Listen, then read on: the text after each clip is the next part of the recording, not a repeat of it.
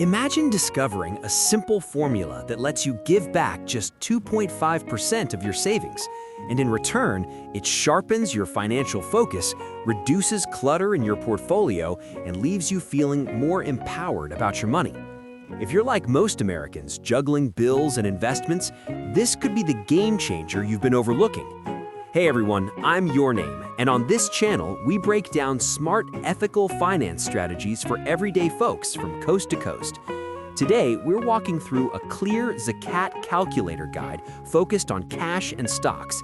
By the end, you'll know exactly how to run the numbers, make confident decisions, and weave this into your yearly routine for better financial clarity.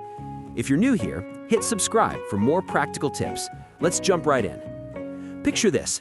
You're a software engineer in Silicon Valley, grinding through long hours to build that nest egg while rent and tech gadgets eat into your paycheck. Or maybe you're a teacher in the Midwest, Ohio or Michigan, skipping extra lattes to chip away at your mortgage as inflation keeps creeping up. In Texas, with its energy boom, you've got some stocks riding the wave of rising demand. Down in Florida, you're watching your retirement accounts, making sure family beach trips stay on the calendar. I get it, life in the US throws real curveballs. Credit card balances linger, student loans feel endless, and that dream of true financial freedom sometimes seems just one market dip away. But what if a structured, once-a-year review of your assets could act like an annual financial health check? It helps you audit your wealth, spot inefficiencies, and build a habit of purposeful giving, all while keeping things simple and aligned with your values. That's exactly what this Zakat calculation approach delivers.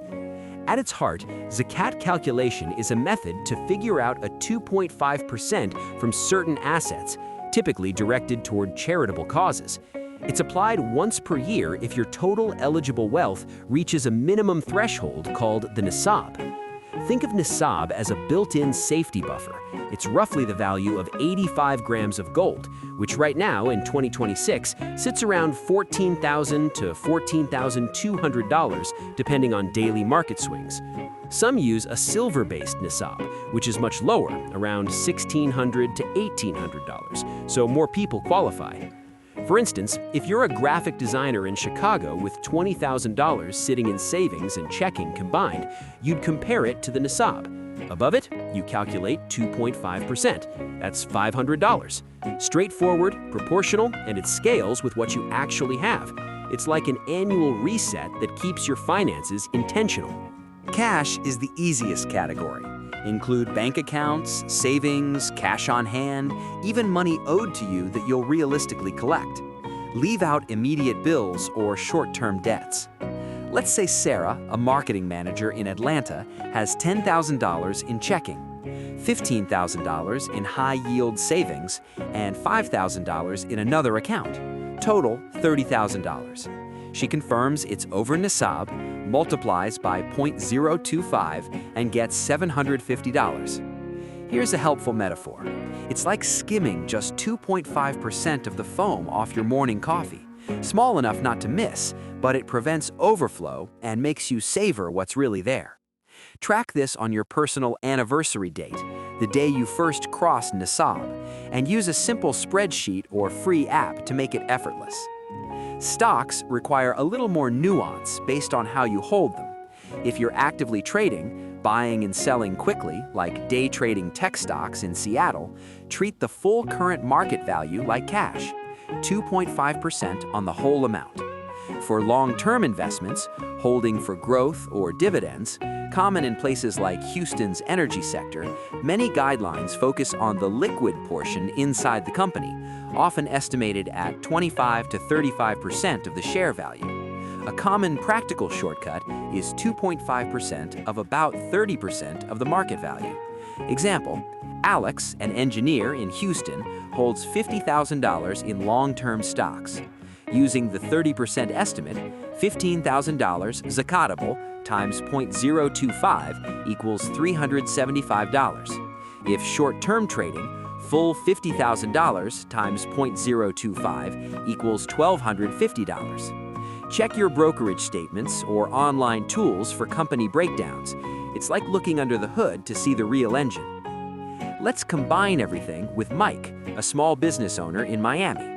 Cash and savings, $25,000. Long-term stocks, $40,000. 30% zakatable equals $12,000. Total eligible wealth is $37,000. Above Nisab? Absolutely. 2.5% equals $925. Running this yearly gives Mike a clear snapshot. Maybe his cash is too heavy with inflation eating returns, or stocks need a rebalance. It's practical math that turns vague numbers into real insights. Quick reality check. A lot of people assume giving away 2.5% is just a loss, but research on consistent charitable habits shows it often sharpens budgeting, uncovers hidden waste, and in the US can even unlock tax deductions for donations. It's not subtraction, it's clarity and momentum. Want to put this into action? Here's a dead simple 3-step plan you can knock out in under 30 minutes once a year. Step 1. List your assets.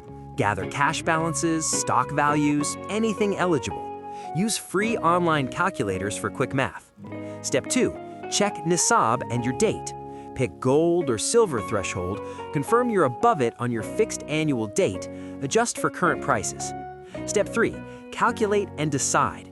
Multiply eligible total by 2.5%, then choose where to direct it.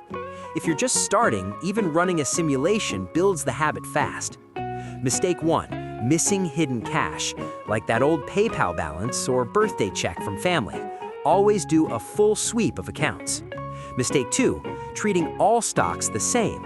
Short-term gets full value, long-term gets the adjusted portion. Don't over-calculate by accident. Mistake 3. Chasing daily market swings. Stick to your consistent date each year for steady, stress-free results. Avoid these and you're golden. So today we covered the fundamentals, cash basics, stock differences, a real-life example, the easy 3-step plan, and pitfalls to dodge. This Zakat calculator isn't just about numbers, it's a tool for financial peace, ethical alignment, and long-term growth. In an economy full of ups and downs, it keeps you proactive, generous, and in control, setting up a stronger future for you and the people around you. Quick question for you. What's one part of your finances you're planning to review after watching this video? Drop it in the comments. I read every one and reply when I can. If this added value, smash that like button, subscribe, and turn on notifications for more ethical finance content like this. Thanks so much for watching. Talk soon. This video is for educational purposes only and is not professional financial advice. Always consult a qualified expert before making decisions.